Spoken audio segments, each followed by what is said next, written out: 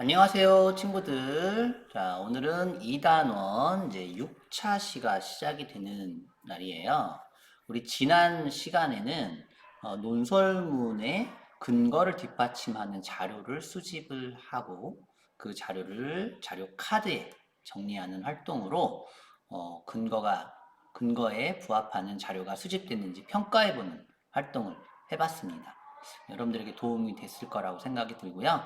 자, 오늘은요, 누리소통망과 관련된 예화 글을 읽고 질문을 통해서 내용을 이해해보는 활동을 할 겁니다. 거기에다가 플러스 누리소통망에 대한 나 자신의 주장과 그 근거를 만들어 보는 데까지 해보려고 해요.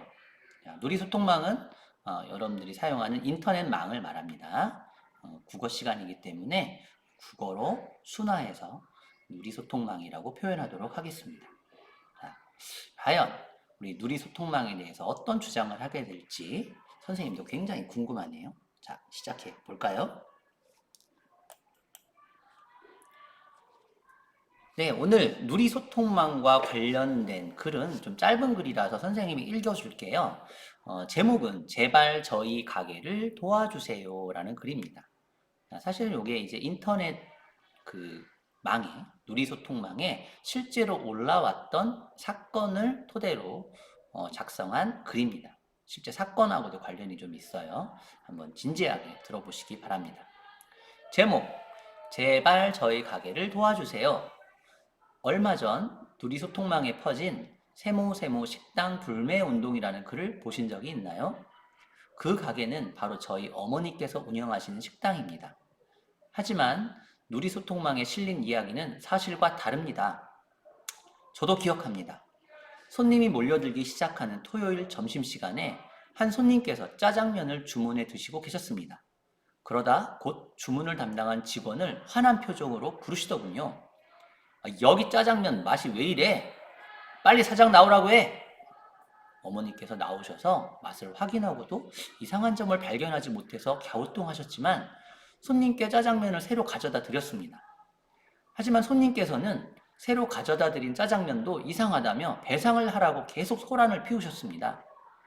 결국 저희는 음식값을 받지도 않고 연신 죄송하다고 사과하며 손님을 보내드렸습니다. 며칠 뒤 친구에게 연락이 왔습니다. 걱정스러운 목소리로 성민아, 인터넷 누리소통망에 너희 가게 얘기가 있는데? 너도 한번 보는 게 좋을 것 같아. 라며 인터넷 글을 보내주더군요. 그 글에는 며칠 전 있었던 일이 사실과는 다르게 적혀 있었습니다. 세모세모 식당에서 짜장면을 먹었는데 맛이 이상한 짜장면을 그냥 먹으라고 하고 사과는커녕 자신을 밀치면서 불친절하게 말했다는 겁니다. 사람들은 댓글에 모두 저희 가게를 욕하며 불매운동을 벌이고 있었습니다. 게다가 저를 아는 누군가가 제 이름과 다니는 학교까지 인터넷에 올리는 바람에 학교에도 소문이 났습니다. 그리고 그 사건 뒤 저희 가게는 정말 손님이 뚝 끊겨 저희 가족은 힘든 나날을 보내고 있습니다. 인터넷에 떠도는 소문이 아닌 제 말을 믿어주시고 이 글을 널리 퍼뜨려 주세요. 저희 가게를 도와주세요.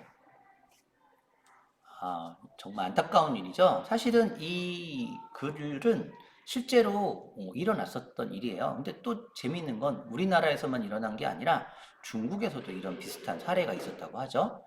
그러면 우리가 한번 내용을 확인해 보도록 할게요. 자, 여러분들이 글의 내용을 이해하는 방법으로는 질문을 통해서 이해하는 게 가장 쉬운 방법이에요. 여러분들 스스로 다양한 질문을 만들어 보고 그 질문에 답을 해보면서 내용을 이해해 보시기 바랍니다. 꼭 하셔야 돼요. 자, 첫 번째 질문 만들어져 있네요. 소인의 가족이 단체 대화방에서 저녁 먹을 곳을 정하는 까닭은 무엇인가요? 네, 한 곳에 모여 의논하기 어려웠기 때문입니다. 자, 두 번째, 소희 오빠는 식당 정보를 어떻게 알았을까요? 예, 누리소통망에 손님이 쓴 글을 읽고 알았다고 해요. 성민이와 손님은 왜 누리소통망에 글을 썼을까요? 성민이도 누리소통망에 글을 썼고 손님도 누리소통망에 글을 썼죠? 왜 그랬을까요? 예, 많은 사람이 보게 하려고 글을 썼을 것입니다. 아마 나만 알고 있는다고 했다면 굳이 누리소통망에 쓸 필요가 없겠죠. 뭐 일기장에 쓰겠죠. 그러니까 누군가 읽어보라고 쓴 거예요. 자, 네 번째 질문이에요. 성민이네 가게는 손님이 쓴 글 때문에 어떤 피해를 입었습니까? 네, 가게에 손님이 줄고 성민이의 개인 정보가 유출돼서 학교에서도 곤란한 상황이 됐고 생활하는 데도 어려움을 겪었다고 합니다. 자, 이렇게 선생님이 4가지 질문 만들었는데 여러분들은 여러분들 각자가 만들어 본 질문으로 이 답을 해보시기 바랍니다. 선생님 거 그대로 쓰지 마시고요. 자, 우리 이렇게 누리소통망과 관련된 글을 읽었는데 여러분들 읽고 나서 어떤 느낌이 들었나요? 누리소통망에 대해서 조금 걱정되는 점이 생겼죠. 자, 그 걱정을 나의 주장으로 한번 써보도록 합시다. 선생님은 주장은 이렇게 써봤어요. 누리소통망을 올바르게 사용합시다. 사실은 잘못된 방법으로 썼기 때문에 누리소통망이 문제가 된 거죠. 누리소통망 자체의 문제는 아닌 것 같아요. 누리소통망은 또 위험할 수 있다. 잘못 사용하면 위험할 수 있다는 거죠. 자, 그렇다면 이제 우리가 주장을 정했으면 내 주장을 게시할 곳, 내 주장을 어디서 펼칠지를 정하셔야 되는데 우리가 직접 만날 수는 없으니까 읽을 사람은 일단 우리 반 친구들이 될 거고요. 게시할 곳은 우리 반 누리집. 누리집은 뭔지 아시겠죠? 홈페이지 또는 게시판 이런 곳을 우리가 정하겠습니다. 자, 이제 여러분들은 주장을 뒷받침할 수 있는 근거를 생각하셔야 돼요. 인터넷에서 이렇게 찾아보시면 누리소통망의 문제점에 관련된 여러 가지 예화 또는 글, 자료들이 있을 겁니다. 그 자료들을 통해서 여러분들의 근거를 하나하나 만들어 보시면 좋을 것 같아요. 누리소통망의 올바른 사용에 대해서 또 누리소통망의 위험성에 대해서 경고하는 그런 근거들이 되겠죠. 자, 선생님은 이런 근거들을 만들어 봤어요. 누리소통망에서는 잘못된 정보가 쉽게 퍼질 수 있습니다. 왜냐하면 내가 직접 본 게 아니기 때문에 다른 사람의 정보를 그냥 가져다 사용하는 거잖아요.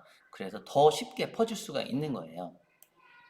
두 번째는 개인정보 유출되기 쉽습니다. 자, 여기에서도 글의 주인공이 어느 학교에 다니는지 유출이 돼서 곤란을 겪었다는 얘기가 나오죠. 심지어는 부모님의 주민번호, 핸드폰 번호까지 쉽게 유출되는 경우도 많이 봤어요.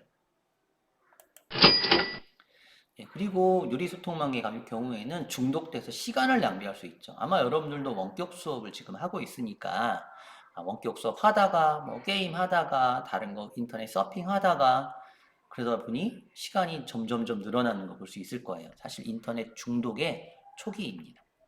조심하셔야 돼요. 네 번째, 험담이나 욕설들을 사용하기 쉽습니다. 왜냐하면 누리소통망에서는 자기의 본래 이름을 쓰지 않아요. 우리가 흔히 이제 닉네임이라고 하는 별칭을 쓰게 됩니다. 그러다 보니까 내가 누군지 알지 못하죠. 어른인지 아이인지도 알 수 없고 남자인지 여자인지도 알 수 없고 내가 어디에 사는지도 알 수가 없어요. 그러다 보니까 욕하고 험담을 하는 경우가 쉽게 있을 수 있습니다.